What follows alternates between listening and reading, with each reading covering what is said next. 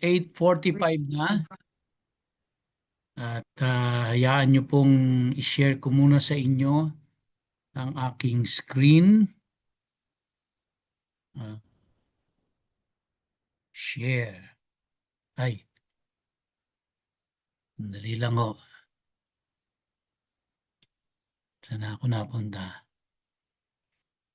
Ayan.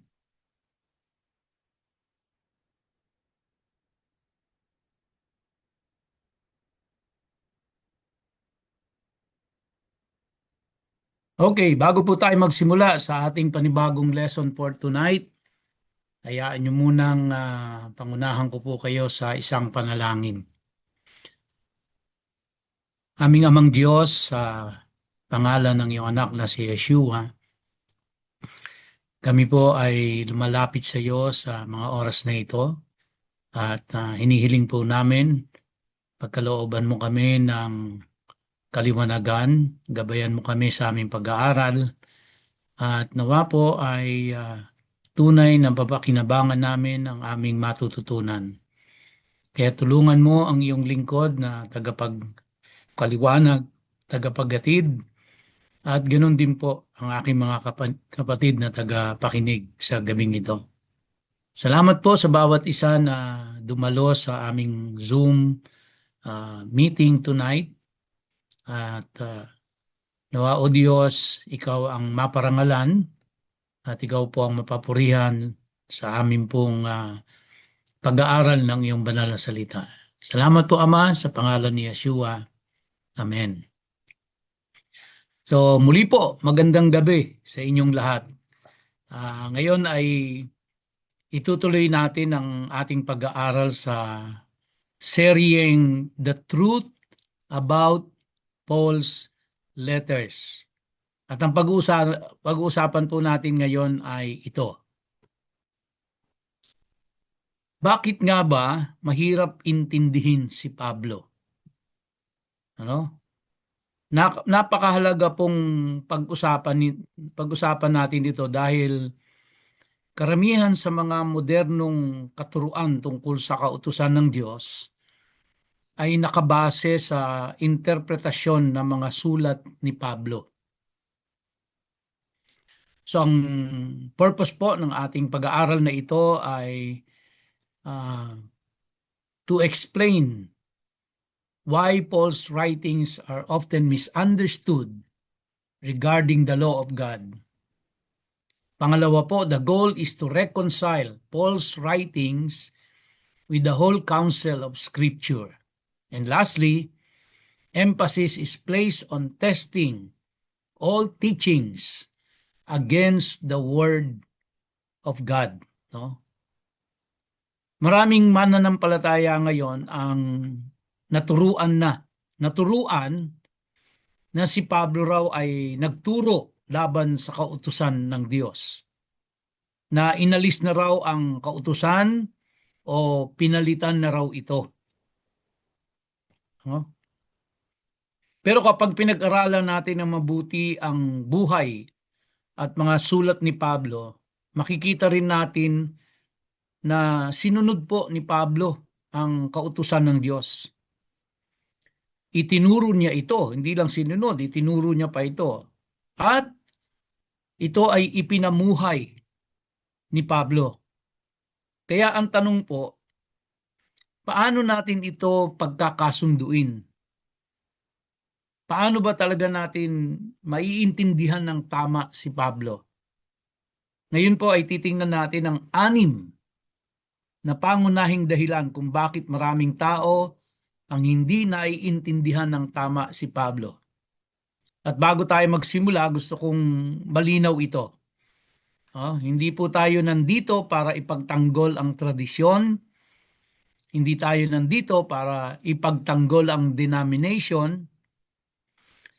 Nandito tayo para subukin ang lahat ayon sa salita ng Diyos. Sabi po sa 1 Thessalonians chapter 5 verse 21, subukin ninyo ang lahat ng mga bagay, panghawakan ninyo ang mabuti. So ang pundasyon ng pananampalataya natin ay dapat salita ng Diyos. hindi po opinyon ng tao. At tandaan natin, hindi tayo naligtas dahil sa gawa. Naligtas tayo dahil sa natapos na gawa ni Yeshua o ng ating Panginoong Jesucristo doon po sa krus. Pero pagkatapos nating maligtas, ang tanong ay, paano tayo dapat mamuhay? So hindi po natatapos doon sa tayo ay na-save. Kaya nung last Sunday, tinalakay ko po yung sanctification, no? So paano ba tayo dapat mamuhay bilang isang Kristiyano? Paano dapat lumakad ang isang mananampalataya? Sabi po sa 2 Corinthians chapter 13 verse 5, siyasatin ninyo ang inyong sarili kung kayo nga ay nasa pananampalataya. At sabi rin po dun sa 1 John chapter 2 verse 3 and 4, at dito natin nalalaman na siya ay ating nakikilala kung tinutupad natin ang kanyang mga utos. Kaya ngayon sama-sama nating pag-aralan ang kasulatan ng may bukas na puso.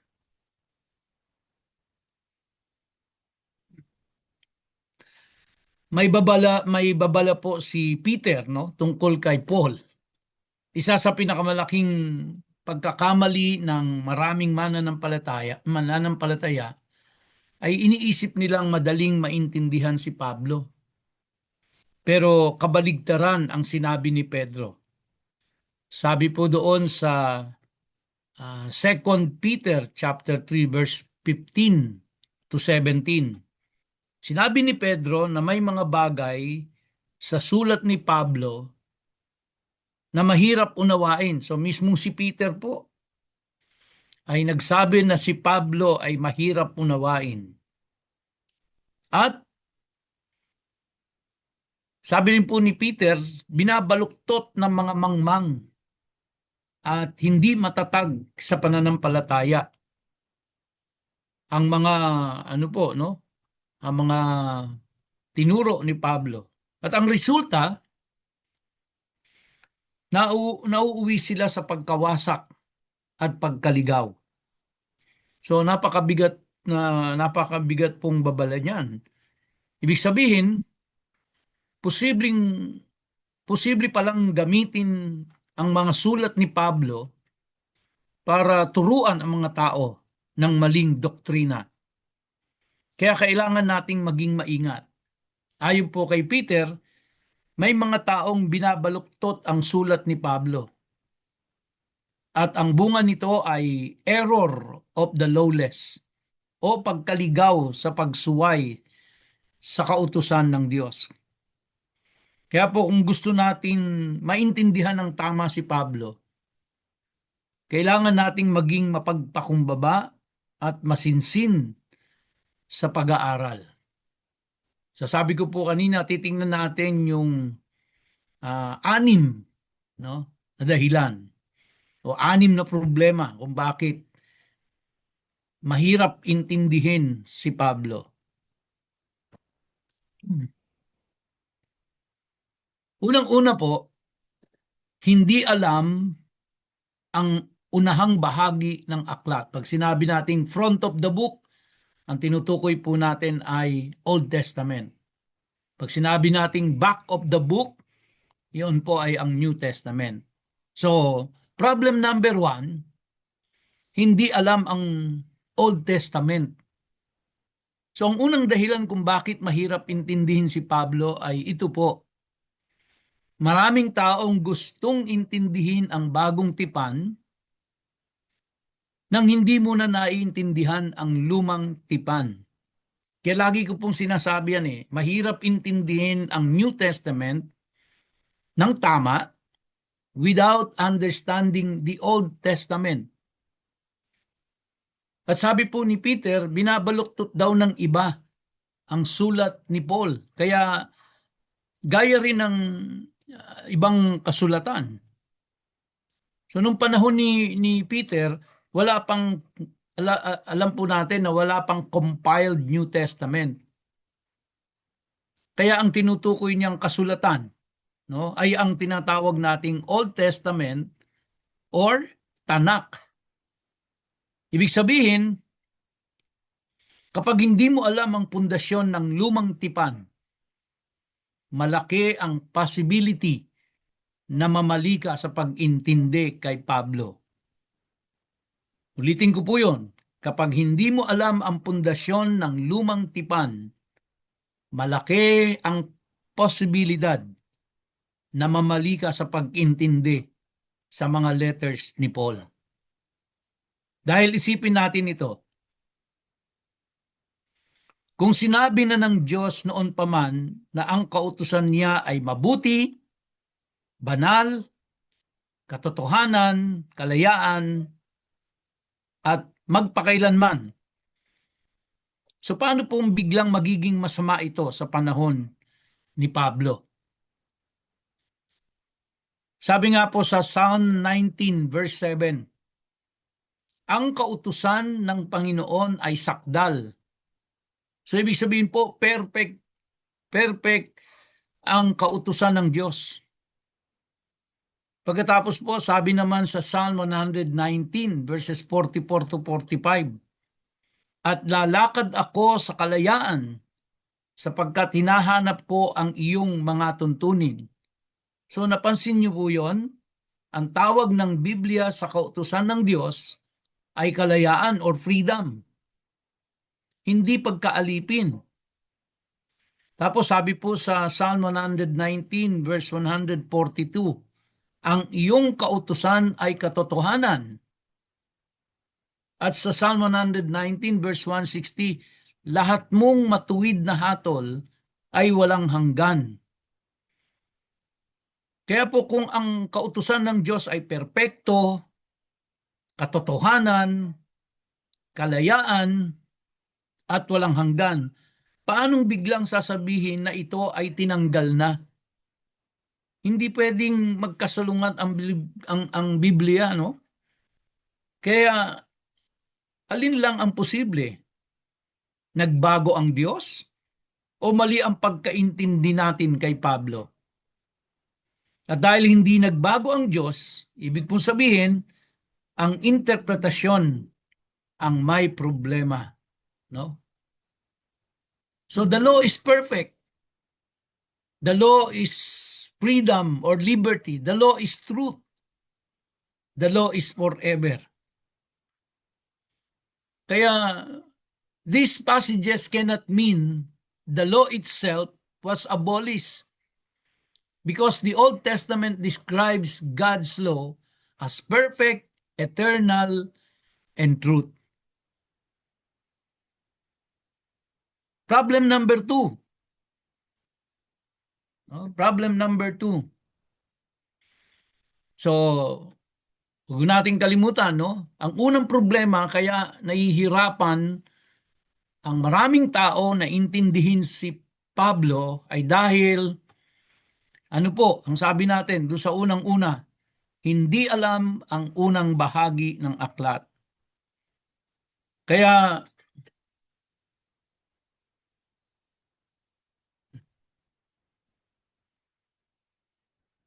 sandali lang o Oo. Yung si ano? No. Ayan. So, kaya ulitin ko po, kung gusto nating maintindihan si Pablo sa kanyang yung kanyang mga letters, ang unang-unang sikreto po ay kailangan alam natin ang Old Testament. No, tandaan niyo po nung isinulat ni Pablo ang kanyang mga letters, wala pa pong New Testament noon. At ang gamit ni Pablong Biblia ay yung Tanakh, yung Old Testament. So, problem number two, bakit po mahirap intindihin si Pablo?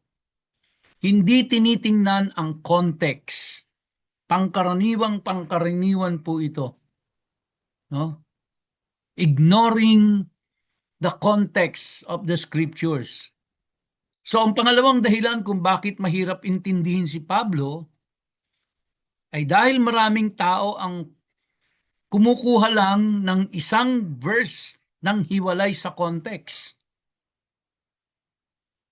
Huhugot ng isang verse sa Bible, dun sa letter ni Paul, at bibigyan na ng kahulugan yon. Sabi po sa Romans 6:14, sapagkat wala na kayo sa ilalim ng kautusan, kundi nasa ilalim na ng biyaya. So pag nabasa ito ng iba, agad nilang iniisip, ayan, hindi na kailangan ang kautusan. No? Naalala niyo po, yan yung ginamit sa akin ng isang pastor eh. Sabi niya, Pastor, we are no longer under law, but we are under grace. Kaya hindi na natin kailangan ng law. Now that was taken out of context dahil kinuha lang yung isang verse, binasa at binigyan na ng kahulugan. No? Pero sinabi rin ni Pablo sa Romans 3:31, pinawawalang saysay ba natin ang kautusan dahil sa pananampalataya? Wag nawang mangyari. Sa halip, pinagtitibay pa nga natin ang kautusan. No? So we uphold the law. And in Romans chapter 7 verse 12, ang kautusan ay banal, matuwid, at mabuti. And in Romans 7 verse 25, naglilingkod ako sa kautusan ng Diyos.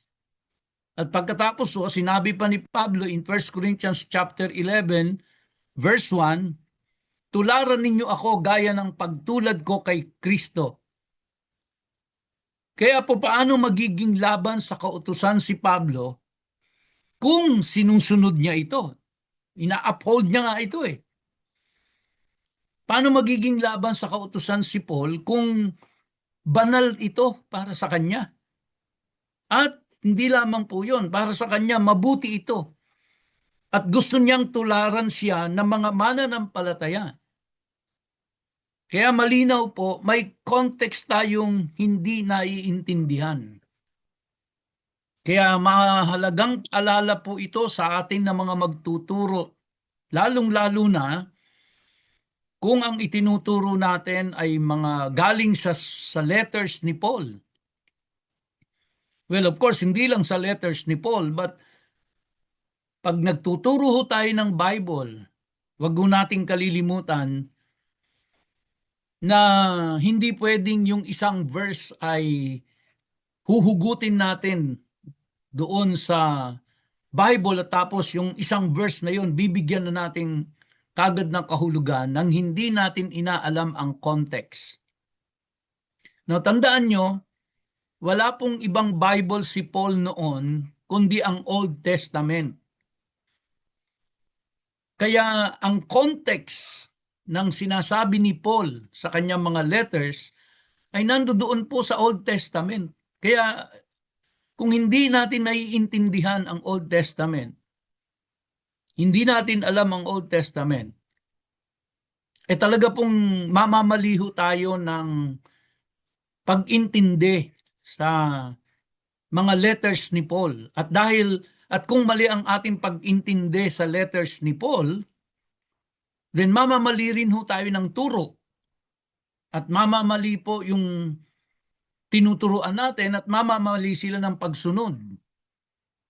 Kaya ganyan ho kahalaga yung context, no? So yan ang pangalawang problema kung bakit nahihirapan silang intindihin si Paul. Dahil hindi po inaalam ang context kung bakit sinabi ni Paul yung kanyang sinabi. Pangatlong problema po. Ano ang pangatlong problema natin? Sobrang tiwala sa tao. Kasama na rin po ako diyan, no? Basta, kumbaga, yung mga magagaling na preacher, magagaling na theologians, hinahangaan ko po yung mga yan eh. At binabasa ko ang kanilang mga libro, pinakikinggan ko ang kanilang mga sermon, at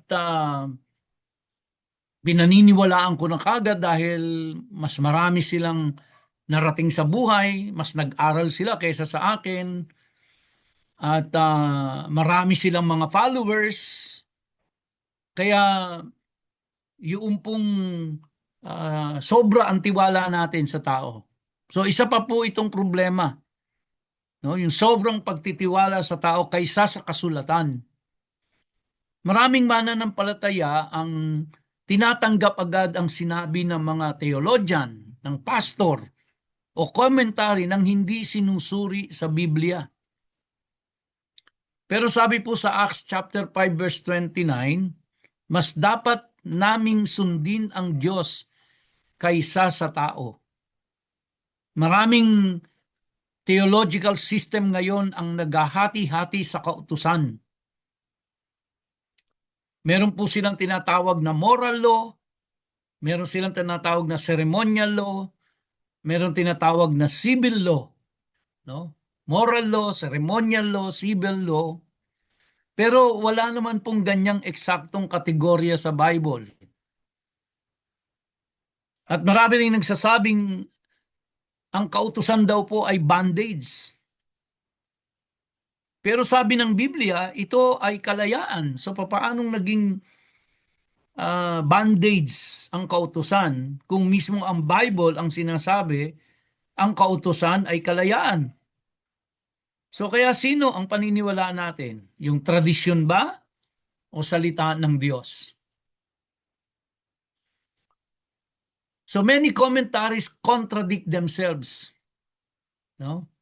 Claiming Jesus upheld the law while also claiming he abolished it. Kaya makikita nyo po, iba't iba ang mga pananaw ng mga commentaries ng mga theologians, ng mga Bible scholars. Kaya po, ingat po tayo, no? Ingat po tayo sa ating mga pinakikinggan na mga magagaling na mga mangangaral. Yung pong mga, lalo ngayon sa YouTube, ang dami yan eh. No? So mga binabasa natin. Okay? Kaya tayo po ay maging maingat sa pinakikinggan natin, binabasa natin, suriin nating mabuti. Basta ang final authority po ay ang Bible. Okay? So yan po, ang isa sa mga dahilan kung bakit mahirap intindihin si Pablo kasi mas mas naniniwala tayo doon sa mga magagaling na mangangaral kesa sa scriptures. Pang-apat po, lack of historical context. Hindi alam ang historical context. Marami pong sulat si Pablo o maraming sulat ni Pablo ang nakasagot sa mga debate noong unang siglo. Kapag hindi natin alam ang historical background, nagmumukhang contradiction ang sulat niya. Ang sulat ni Paul. Example po, sa 1 Corinthians chapter 7 verse 19, ang mahalaga ay ang pagsunod sa mga utos ng Diyos. Ibig sabihin, hindi niya inaalis ang utos ng Diyos. Ina-address niya ang maling paggamit ng ilang usapin gaya ng circumcision. At ganito rin po sa Galatians chapter 3 verses 1 to 3. O mga hangal na taga-Galatia. So akala ng marami ang sinusumbatan ni Pablo ay pagsunod sa Diyos. Pero sabi ng awit 119 verse 142, ang iyong kautusan ay katotohanan. So hindi pwedeng tawaging kamangmangan ang pagsunod sa katotohanan ng Diyos. Again, mga kapatid, hindi lang po mahalaga yung context, no, nung mga talata sa Biblia. yung mga sulat ni Paul na ang context nun is the Old Testament. Nanggagaling siya sa Old Testament. Mahalaga din po yung historical context. Kaya ito po ang isang problema rin sa maraming nag-i-interpret at nagtuturo ng mga letters ni Paul. Hindi alam ang historical context nung letter. Kaya't mahalaga po na ito ay inaalam din natin. Kaya nagiging mahirap para sa iba ang pag-intindi sa letters ni Paul dahil nga hindi alam ang biblical context, hindi alam ang historical context. Tapos, uhugot ng isang verse sa Bible, bibigyan na ng kahulugan yon at magkukwento na ng kung ano-ano doon sa talata na yon. At dahil narinig niya ito sa isang magaling na mangangaral, sa kilalang mangangaral, sa isang mangangaral na nagsulat ng maraming libro at isang mangangaral na matalino, so yun na po ang pinangahawakan. Kaya doon po nagiging mahirap para sa mga Kristiyano na intindihin si Pablo. Panglima po,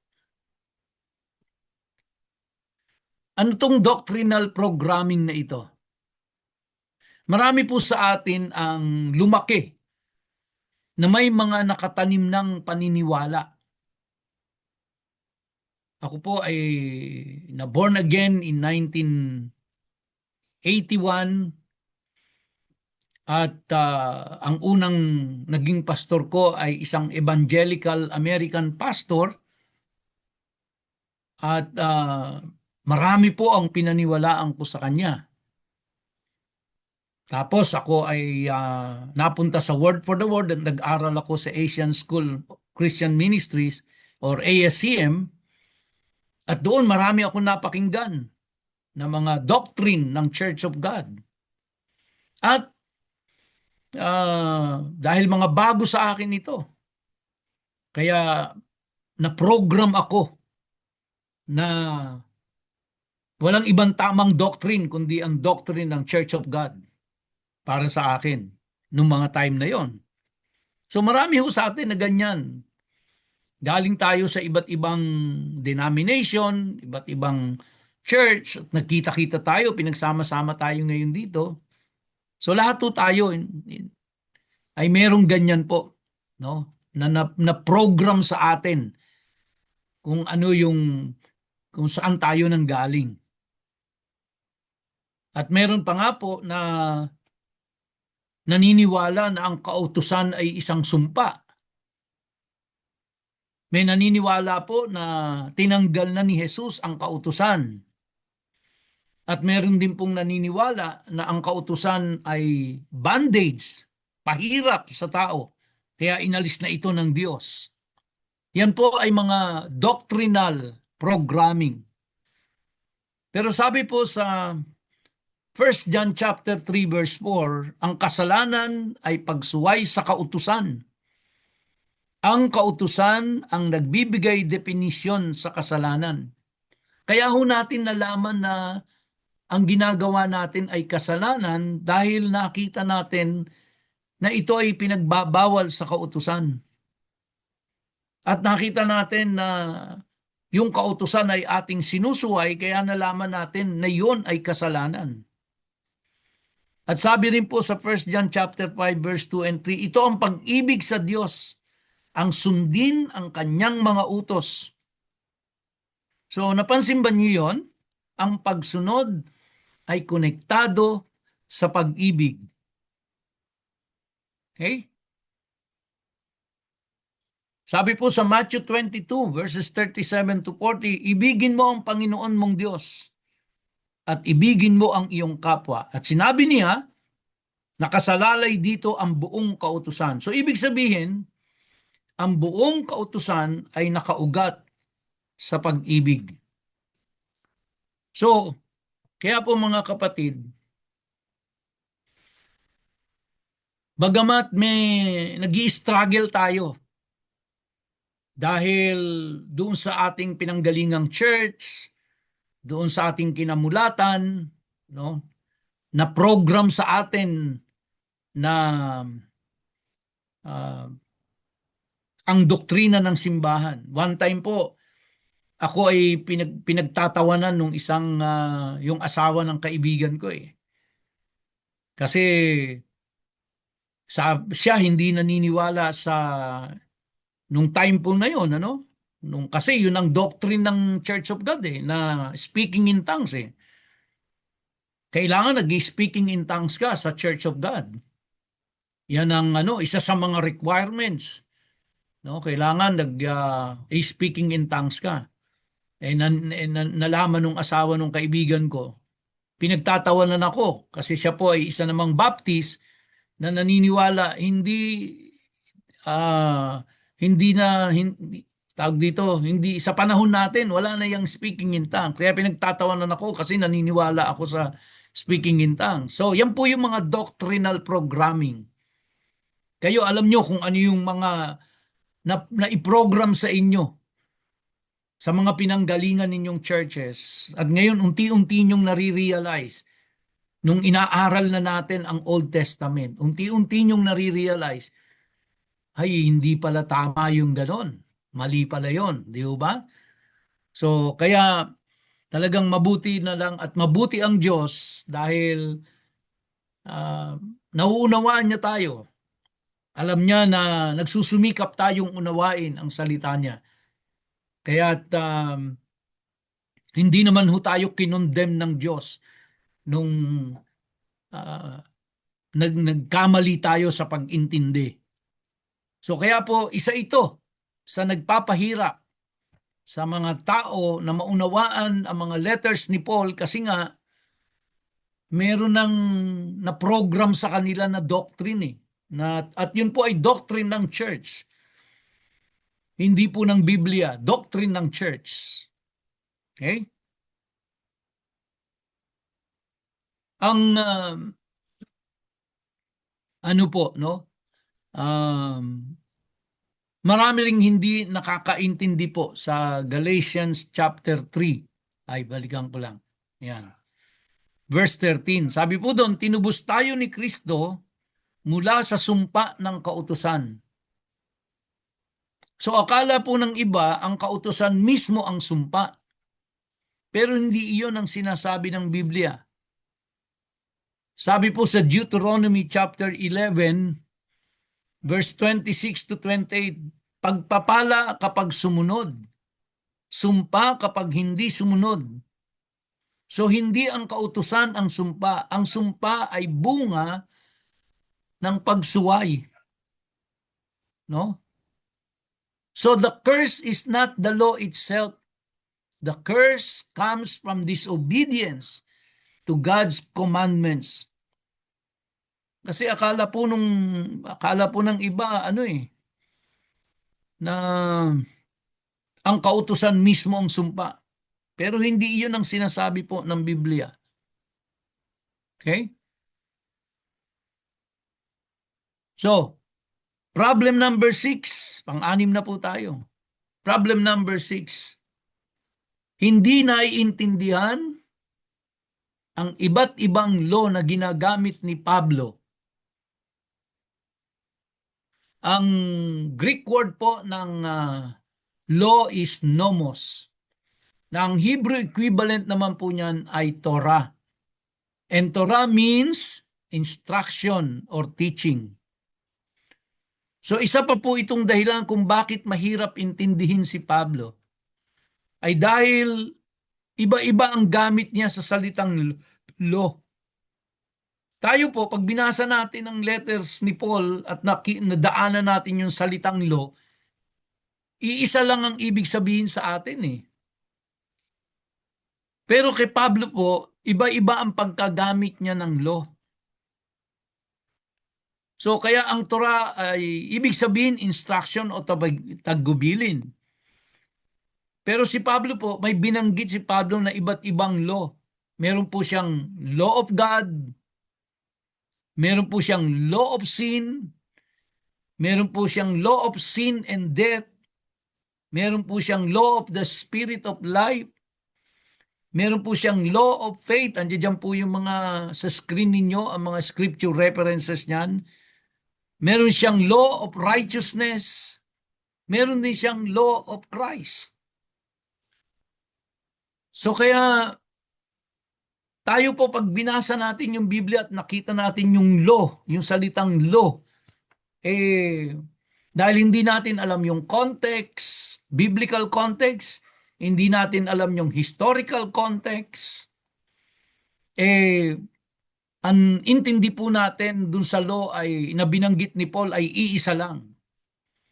Pero nakita po natin, pag binasa natin yung mga letters ni Paul, iba-iba ang pagkagamit niya. Pag sinabing law, merong law of God, law of sin and death, law of the spirit of life, law of faith, law of righteousness, law of Christ. So kailangan, alam ho natin ito, saan hinugot ni Paul lahat yan? It came from the Old Testament. That's the context of it. Kaya kung hindi natin alam yan, mamamaliho tayo ng intindi talaga dun sa letter ni Paul. Kaya sabi natin, ang hirap intindihin ni Paul. Sabi ko nga ho sa inyo, no? Talagang nung binasa ko po ang Romans ng isang upuan, binasa ko ng buo isang upuan yun at pinaulit-ulit kong basahin kasi gusto ko siyang unawain ng gusto. At dahil po talagang nahirapan akong intindihin, sabi ko sa sarili ko talagang si Paul ay matalino. Para siyang isang abogado, no? Na naglalatag ng kanyang depensa. Matalino si Paul. Kaya tandaan natin hindi pare-parehong law ang tinutukoy niya o ni Paul sa bawat talata. Kaya napakahalaga ng context, mga kapatid. Paulit-ulit ako dyan. Paulit-ulit ako dyan. Kasi pag namali tayo ng context, mali ang magiging interpretation natin. At kapag mali ang interpretation natin, mali ang maituturo natin. At kapag mali ang naituro natin, mali ang susundin ng tinuturuan natin. At dahil mali ang kanyang sinusunod, ang kanyang ginagawa, at hindi naka-align sa Diyos, hindi naaayon sa kung ano ang gusto ng Diyos, nagtataka yung kapatiran, bakit sinusunod ka naman, hindi naman ako pinagpapala? Bakit sinusunod ko naman, pero bakit parang kulang? Bakit parang walang dumadaloy na kasaganahan o pagpapala? Well, kasi nga po, meron po kasing dapat naka-align sa pattern ng Diyos. Pero mangyayari lamang po yun kung tama yung kanyang sinusunod at magiging tama yung kanyang sinusunod kung tama ang itinuro sa kanya. At magiging tama lang yung itinuro sa kanya kung alam nung nagturo kung ano yung context nung itinuro niya. Kung ano ang historical context, ano ang biblical context. No? Alam niya na kung ano yung ginagamit ni Paul. Alam niya ang Old Testament. So kita niyo po magkakaugnay lahat yan eh. Magkakaugnay yan. Hindi mo makukuha ang totoong context ng sinasabi ni Paul biblically and historically without understanding the Old Testament. Without understanding the Torah. Kasi yun ang itinuro ni Paul. Yung pong Torah o yung Tanakh, which means yung Torah, which is the first 5 books of the Bible, and then the prophets, yung mga writings ng prophets. Yun po yung itinuro ni Paul. So, ang main argument po, Paul is not always speaking about the same law. Tandaan niyo po yan. Paul, the moment na encounter niyo yung word na law sa sulat ni Paul, alamin nun natin kung anong law ba yon. Law of God ba ang tinutukoy niya? Law of sin ba? Law of sin and death ba? Law of the spirit of life ba? Law of faith ba? Law of righteousness ba? O law of Christ? So readers must use context carefully to determine which law Paul means. So in our final summary, mga kapatid, of the 6 reasons Paul is misunderstood. Number 1, ignoring the Old Testament. So the New Testament must be interpreted through the foundation of earlier scripture, which is the Tanakh, which is the Torah and the prophets and the writings. Pangalawa pong reason, ignoring context. Paul's letters must be read as complete arguments, not isolated verses. Lagi niyo pong tatandaan ito, mga kapatid. Wala pong isang verse sa Bible that can stand alone. Tandaan niyo po yan, lalo na sa atin na mga tagapagturo. Walang isang talata sa Biblia na tatayong mag-isa. Dahil alalahanin po natin, ang Biblia ay isinulat ng walang chapter at walang verses. Tuloy-tuloy ho yan, no? Pangatlo po, trusting men over scripture. Traditions and scholars must be tested against God's word. Kaya kapag may napakinggan tayo, magaling magturo, matalino, kilala, sikat, maraming followers, ang laki ng church, mayaman ang simbahan. Well, itest ho natin sa Word of God kung ito ba ay papasa sa standard ng salita ng Diyos. Pang-apat po, ignoring historical context. Sa first century Jewish debates heavily influenced Paul's writings. Malaki po ang naging impluensya kay Paul, no, nung mga first century Jewish na mga nagdidebate. Nagtatalastasan po sila.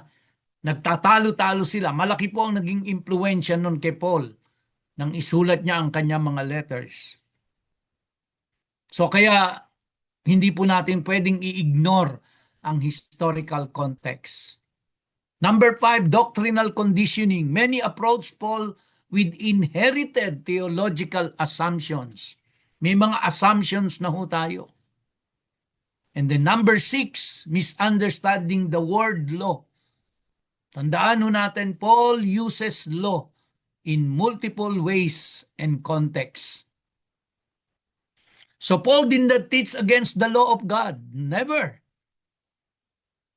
Sinuportahan niya po ito, pinamuhay niya ito, itinuro niya ito ang law of God. Hindi niya ito kinontra. So the apparent contradictions come from misunderstanding context, terminology, and scripture as a whole. So mga kapatid, believers are called to test everything. Study the whole Bible carefully. Avoid lawlessness. Seek consistency in scriptures. Kaya ngayon, nakita natin ang 6 na dahilan kung bakit mahirap intindihin si Pablo. Unang-una po, hindi alam ang lumang tipan. Pangalawa, hindi tinitingnan ang context. Pangatlo, sobrang tiwala sa tao. Pang-apat, hindi alam ang historical context. Pang-5, doctrinal programming. At pang-6, hindi naiintindihan ang paggamit ni Pablo ng salitang law. Kaya nagbabala si Pedro na pwedeng baluktutin ang sulat ni Pablo. Kaya kailangan nating maging maingat, magsuri, at subukin ang lahat ayon sa salita ng Diyos. At lagi nating tandaan, ang katotohanan ay hindi nakabase sa tradisyon. Ang katotohanan ay nasa salita ng Diyos. Tapusin natin sa sinabi ni Pedro ang pag-aaral natin ngayong gabi sa 2 Peter chapter 3 verse 17. Beware of being led away by the error of lawless people. Or sa Tagalog, mag-ingat kayo upang hindi kayo mailigaw ng kamalian ng masasama. Patuloy tayong mag-aral, patuloy tayong magsuri, at patuloy nating subukin ang lahat. So scriptures, or scripture interprets scriptures. God's law is eternal, holy, and good. Paul has been widely misunderstood, and obedience is evidence of faith, not a means of salvation. The whole Bible must remain consistent and unified. Dito po tayo magtatapos, at maraming salamat po mga kapatid sa inyong pakikinig sa gabing ito. Tayo po ay magsasara sa panalangin at pangunahan po tayo ni Ate Rose Mendoza.